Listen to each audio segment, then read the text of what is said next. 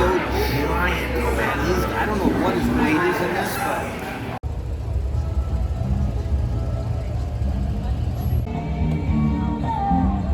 I know how to cure or aid most anything. Get your electrical supply running right, quit ingesting poison. It's really not too hard. There are any number of things in this world that will make every moment of your life a little more comfortable, a little bit more alive. I saw Mr. Peabody and the Mermaid last night, a black and white classic. If you're going through a midlife crisis or just enjoy mer affairs, I can't recommend it highly enough. As Garth Brooks put it, he said, free parking if you come somewhere and park early enough, $20 parking if you're stupid, $10 if you park across the street. I'm telling you that science has proven that heartaches are healed by the sea. And man, can I tell you how easy it is to be well by the ocean. All the proper ions, the gentle and firm resistance of the waves against your thighs as you're treading and going for a nice swim, getting that whole, who needs an Epsom salt bath when you're in the ocean? It is so fucking easy to be well certain places, isn't it? Like, just put yourself in the right environment, around the right people. Just, you could heal anything that you want to. And hell, I'd rather tell you something's curable that isn't than have you go to a professional that'll tell you everything under the sun that is curable isn't. They have a knack, don't they? And I know you need a little extra iodine on our West Coast. Where's the front row seat? I'm not totally sure where they're supposed to fire off from. There's a ton of people over there, a lot of people over there. Or maybe want to consider certain spills that are still recovering in our Gulf, but I'm right on the Atlantic. Choose your beaches wisely. They're all a delight. Work with what you got. We are doing the voiceover intro for part 2 of being a punk rock poet. We're gonna continue the rest of that voiceover while watching the 2nd annual fireworks for Indianapolis display, similar to how we went to a Comic-Con in Nebraska that was on its 2nd annual year. You gotta support these things when they're just starting off, right? Here's the rest of that spiel, and you can go ahead and connect everything that I say at the end of this one to what I said at the beginning in part 1. And a motherfucking love you. Oh, I feel like this is kind of important to mention too. Basically, I'm alone like all the fucking time, and I really love being in a big city where I can do these majorly social events, highly populated, and I just get to be part of the crowd. That makes me feel really, really good and satisfied. And I'm like, okay, so I can go from 0 people to like 1,000 people and back down to 0 again, and it kind of makes me feel like I averaged out to like 1 person a day, you know, like in the 1,000 days that I go between the next time that I'm around people. And so you get to see how excited I am to be in the city and just be around basically just osmosis, like absorbing all of the emotions and letting my empathy go wild, watching everyone having the best time. And everyone's always so excited to see me, and it's just a delight. And then it's perfectly satiating, and I go home and I'm alone forever again, and it's just like, oh, it's just very, very satisfying to me. So if you're alone all the time, I do hope that you get those moments of being around everybody. And like, we're watching The Librarians, the show follow-up to the movies right now, and the guy's kind of completely lost his mind from being alone and on his missions for so long. I love that you can be with me in this way, because I really don't want to be around people, but giant group setting or here with you, it's everything that I could possibly ask for. Thank you, thank you, thank you, baby. Mwah.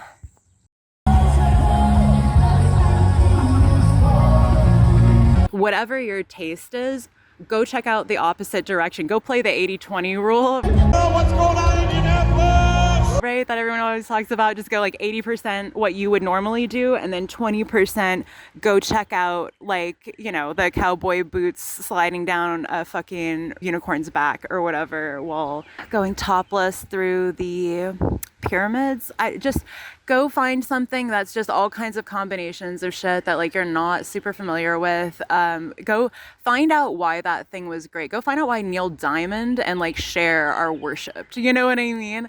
Go dig into what all the greats are. Go and go outside of your taste. Like if you normally watch all the macho shit, go watch a Marilyn Monroe film, you know? Go find out if gentlemen's prefer blonde and just go expand your taste. Always expand your taste, because poetry is connecting so many things that you wouldn't normally connect. It's so much about being able to... Every building has miles and miles of piping and plumbing. Take, for example, the massive new IU Health Hospital being built just north of downtown. Quickly, in my opinion, to be able to bring the reader an entire world in this condensed form, an entire emotion that feels like the world to you into this condensed form. And so the more that you take in all of these different mediums, all of these different art forms, the more that I'll even like kind of subject myself to stuff. Like I'll be like, oh God, Super Jail, such ugly animation on Adult Swim, but it's so different. It's so different. I gotta watch it. Oh, fuck, that's off the wall. Fuck, that's absurd. Let me get it, you know? And so, yeah, I love pushing myself on stuff like that, where like if it just seems really, really fucking bizarre, if it seems really twisted and stuff, like I'm always getting such a tickle. But tonight, he'll literally cause explosives to go off, and he has two goals: do it safely and put on a good show. Make no mistake, the job is dangerous. Obviously, you know, we're dealing with explosives and stuff, so it's fairly rare to have something happen, but you could have one of the shells blow up into two and stuff, which could create, you know, a fireball here on the roof. Keeping the issues will be the fire department and even the bomb squad. And with literal explosions happening, a fallout area will surround the building as fireworks are lit. We take safety, it is by far our number one priority, not only for the people up here, but for the citizens watching. He says the fireworks you see are now fired off by a computer, which can sync to music and be heard on the radio. The show has come a long way since the days I'm messing around. I'm making a video. Back in the day, that's how I didn't mean to get in your business. I thought that.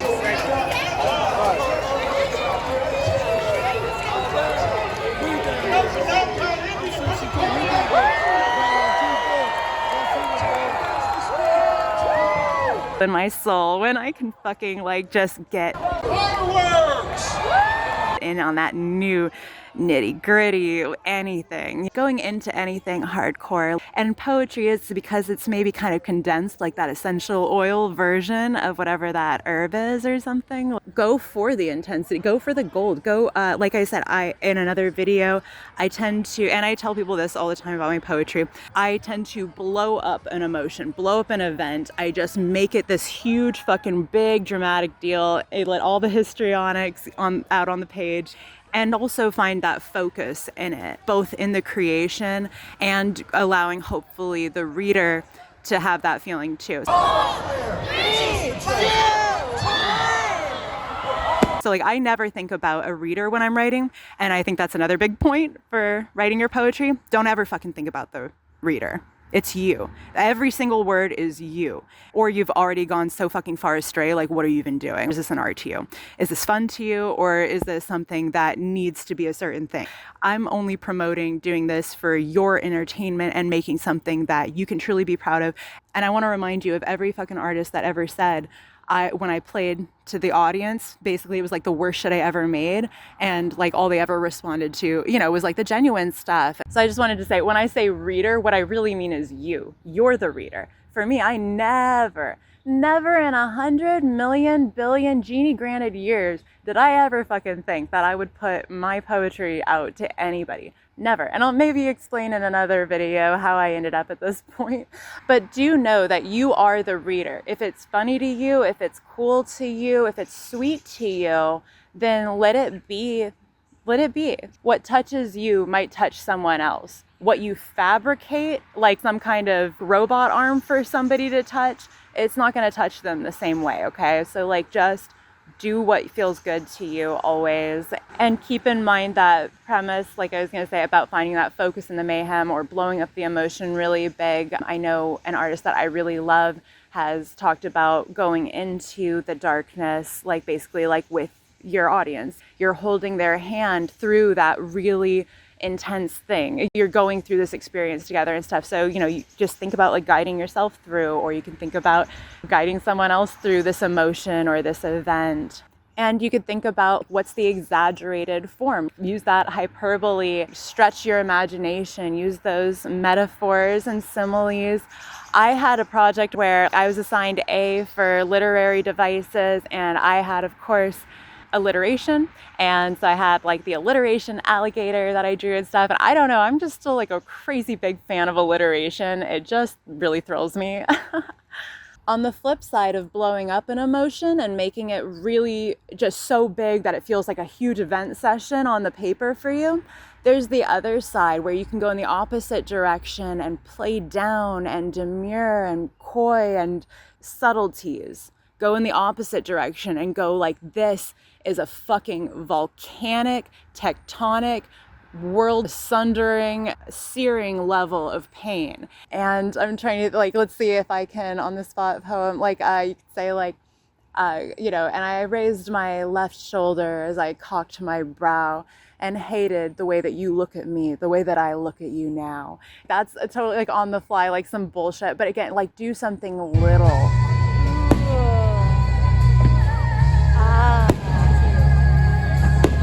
And make that big emotion out of it, and keep finding these different little tools that really speak to you like that. I feel like this is shit that you really don't hear a lot of people talking about. They're like, okay, so this is how you make all the stanzas, and here's all the lines and stuff. And again, know the rules to break them. Like I've read enough poetry, I've looked around, I do research it, fairly often. So get your basis of knowledge. If that part doesn't sound fun to you, I would highly suggest that you just haven't found your cup of tea in poetry yet, because it's as much like anything, music, books, movies. It's this whole fucking art form. It's not just like, poetry tastes like wine, not into. No. This is like something that can be unique and individualized to every single fucking person. It's not wine, okay? Although I'm sure you can have infinite flavors of wine too.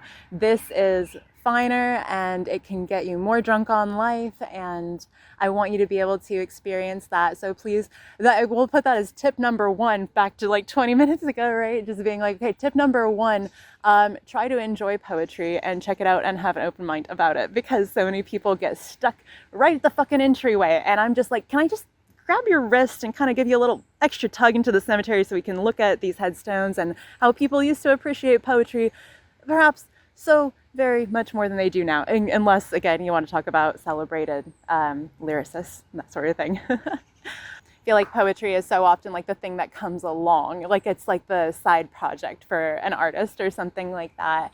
And I just think that it should be one of the biggest tools in anyone's back pocket, because it requires a pen and some paper. It requires the note thing on your phone. It requires a voice recording. Like, it requires almost fucking nothing to be a complete work of art also. And it requires, almost fucking nothing to perform it. It takes one person to perform that poem. I mean, maybe you zhuzhed it up and you put a bunch of characters. It takes one person to perform that poem.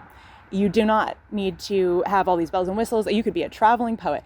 In fact, I want to say, while we're here at the Renaissance Festival, that would be one of my biggest goals, would be to be a poet at one of these things, to do a performance at one of these. Oh gosh, that would be so cool. Like, I'll sell little clay diffusers and read my poetry, and I want everybody who's listening right now to think about like what you would want your medieval fair Renaissance festival skill to be. Would you be selling the drinking horns? Would you be making your own costumes? Like, what would be, if you ran away to the circus, if you ran away to the fair, like what would be your position? I think I have to be traveling poet girl. I will try to learn more belly dancing. Anyway, I just kind of felt like rambling at you today because I'm having the best time. My house is almost done, and this was such an incredible fair. Well, now let's talk about our muses, the gorgeous things. What are some of the best ways to encourage them and your relationship with them? First of all, you're going to want to not tell them their ideas are stupid or that yours are. You're going to want to, if you have an idea, write it down.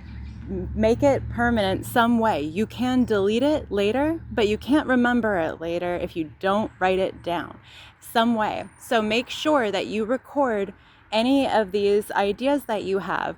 Maybe most of them are terrible, but maybe a lot of them could be turned inside out, flipped upside down, put an extra word at the end and an extra exclamatory sound at the beginning, and there you have it, the favorite line you've ever written.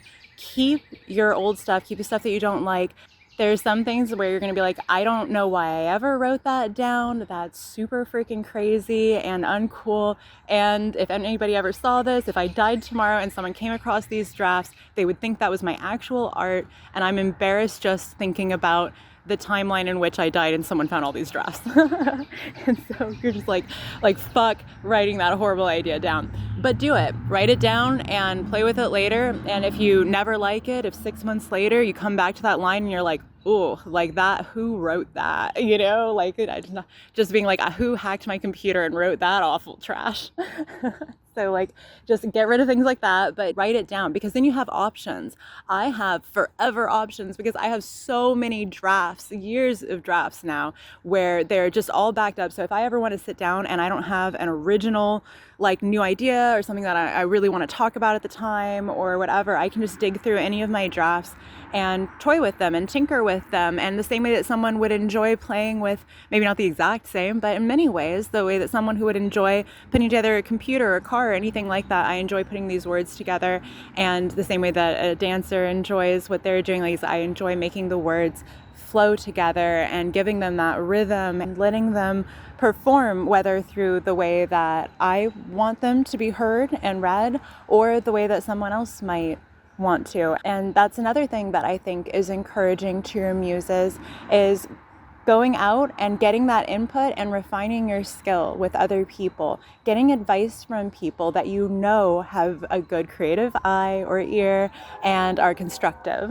I know I read some of my poetry to someone when I was 19, and I had just kind of had like a big wave of getting back into it. I had just built up a few poems, and so I read a couple of them to this person, and they were like, oh, those are really angsty.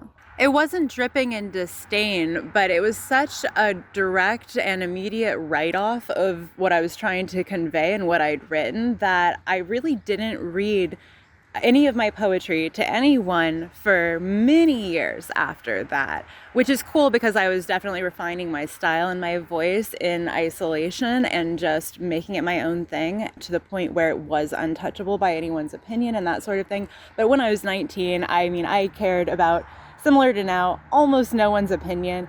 And so I cared about this opinion a lot from this person, and it did bother me a lot that their idea of my poetry at the time was like, juvenile and moody.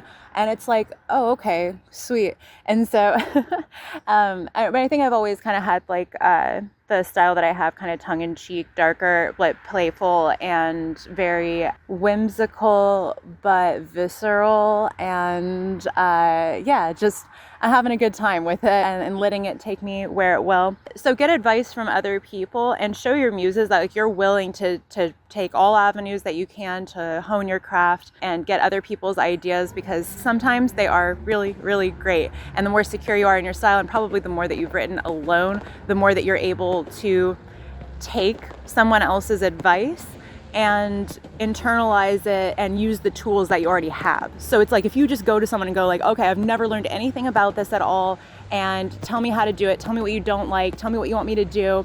I mean, at that point, if someone gives you any feedback, what do you even have to cultivate anything with? So make sure that you, on your own time, do everything that we talked about before as far as learning about poetry. But then again, that way you can tell your muses basically like, hey, friend, I got this input from this other thing or whatever. And do treat it like a relationship. Say thank you when you get an idea. So don't think it's stupid. Don't let anyone get in your head if they're not a constructive influence. Have creative types around you that will help encourage those energies. If you're the sum of the closest people in your life and all that, the average sum and such, then you will understand that having creative people around you and that are supportive and open-minded is, unless you're alone, that's the route you want to go. Again, I do want to say, being alone, I'm not a monk, but I am alone a lot of the time. And if you're not, it's probably why you can't hear your muses. If you feel like there's just not enough chatter from them, if there's not a whole soiree of Grecian muses just lounging around the pool of ideas and imagination in your mind. If that's not happening, maybe it's because you're worried about gym fuck at work. Maybe it's because you're worried about like what your cousin's doing. I don't know. Like, get those people out of there, man. Like, make room for the gods and goddesses and nymphs and sprites, and like make room for that enchanted forest in your mind. Give yourself a magical landscape and see the world through that lens. Like, I've had people tell me things like, you know, you speak like a writer, or you the end of your sentence is surprising from the beginning, which always kills me when people interrupt me and are very offended, because I'm like, no, I'm just speaking the way that I think is fun. Play with stuff, have that imaginative attitude, and even if you think of them as like your imaginary friends, which I assure you they're not. I mean, what is like, maybe it's just a band of energy, maybe it's your spirit guide, maybe it's just your guides in general, like letting you channel stuff, like you're, you know, channeling your wisdom, channeling theirs, you know, like that whole free flow writing thing, like you said, just letting it come out of you. So encourage your muses, tell them that they did a great job, tell them thank you so much, tell them that was so funny. Like, sometimes like I'll be like, you kill me, you fucking slay me, like that was hilarious. And I know it's me and I know it's my experiences, but it's like the way that it comes together and stuff, like it's that, like I don't think of muses as like this like totally separate thing. Like I'm like, this is something that I get to infuse myself with, that I get to have as part of me. And yeah, I don't know, I'm sure a lot of people view it all these different ways, but it's like, I believe in like all of the connectivity and stuff, and it's like I'm just telling this energy like, hey, I love your presence, I want all of you guys hanging out over here. And so make yourself the altar to the muses. If I wanted to gain the favor of Artemis, Greek goddess of the hunt, and I know that she really loves dogs, right? She's pictured with dogs a lot. They're out there helping her hunt. And so if I want to get on her good side, I'm going to be really good to the puppies, which who the fuck wouldn't be anyway, but like, you know, you're going to be good to the dogs. And for your muses, I mean, be good to other artists. Don't be a super harsh critic, again, for no fucking reason. Like, you know, be really supportive, because like anyone's ideas, like we're all feeding off of each other. You know, when they say there's nothing new under the sun, I mean, yeah, and no, maybe you're going to be it. Maybe you'll be the first one under the sun of your kind. You don't have to try to be that. You just go for what you're interested in. If nothing that I've said is interesting to you, then like go write fucking poems about geometry. Find whatever is interesting to you. Go write a poem.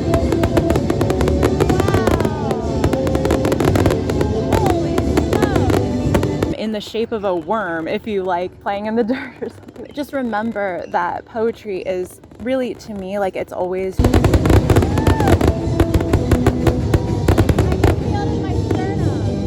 just you making words more beautiful together. And sometimes ugliness is beauty, and so, you know what I mean? Like sometimes pain is love. So happy 4th of July! Oh, how awesome was that, everybody? A big round of applause for everybody involved in tonight's Indie North Fest. Thank you all for coming. Hey, the 4th of July weekend just gets started! Nice weather all weekend long. It's going to get even better. You guys be safe. Have a wonderful 4th of July holiday weekend. Party doesn't stop tonight. You got Friday, we got Saturday, we got Sunday. But everybody take care of each other. Take care of each other. Take care of yourselves. Be safe going home tonight. Like, you know, make whatever you want to make. Make the drama masks of your, you know, poetry. Yank people's emotions back and forth. Have fun being the... Everyone on the rooftop is watching. puppet master and the tour guide of your soul for them and stuff. So like, bring people in. I started walking downtown city streets alone when I was 14 in Atlanta. It always feels nice to me. Or keep them out and write poems about it. God knows I do. So, in the way of people talk about making an altar and stuff, like make yourself an altar to the muses. Take them by the lakeside with that book. Find a writing style that's fun to you even. You just have to remember when there's a ton of traffic that it's your God-given right to get out of your parking space. Like I have my basic psycho chicken scratch where I've been told it just looks like I write like I'm angry, pressing too hard and letters going everywhere. And then I have like my fancy pretty scrawl, and that's the best I can. And so like, I mean, you can play with every single piece of it and make it all your own. So, grab a book, grab whatever you want and just be like, hey, muses, this new book that I got, this is our playground now, and I want to invite all of you in. And so just have that inviting and grateful attitude. Be a lover of the arts and the artists, man. Fucking support other artists too. I feel like that is so big for just bringing that energy back to you too. Like again, don't give to get ever, but I really do believe in that flow of like, for my favorite artists, I hand them the money. I really do. I don't give everybody money, and I'm not the fucking like musician monopoly woman where I can just doll out everything that, every penny of worth that I think they've ever given me in my life. But I do support the artists that I love. And, and I just think that if you want support from muses, from other artists, from the world, I do think that you need to do whatever support makes sense for you, but support the artist somehow. Go be a face at that local free event. Do something that makes you a part of the community, and then go home and be alone. Get on all of your spiritual lessons and stuff, and always keep an eye out for signs too, because I find that's a big one for me when I talk about muses. They will hand me, you'll hear from a lot of people, they'll say that song that was playing gave them like kind of the next line or the idea of where it was going to go. A lot of the times I do write my poems in the rhythm that the song that I'm listening to is going. I know kind of all of my poems sound the same, right? A lot of my poems like sound very similar, but then there's another thing too, is like challenge yourself. That's like for a tip from earlier, but challenge yourself to do a different style than you normally would. Challenge yourself to write outside of the topics that you normally would. It will only help you get better at your like mainstay bread and butter fucking topics and styles. You always want to pull in some different ones because like I said, it'll just add an extra little flavor. Any worldliness about your literary interests will enhance the domestic status, I guess. My God, I could go on and on. I'm just thinking, look up muses, like look up what you can do. I really need to go inside and start painting my house now. I'm doing so much right now.